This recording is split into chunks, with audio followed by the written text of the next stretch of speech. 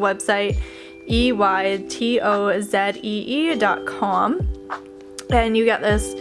You can print this out on your computer, and I just printed out on paper, and then you can print it onto cardstock. I was having a problem with printing it out onto cardstock, so what I did, she has two options, so you can do one with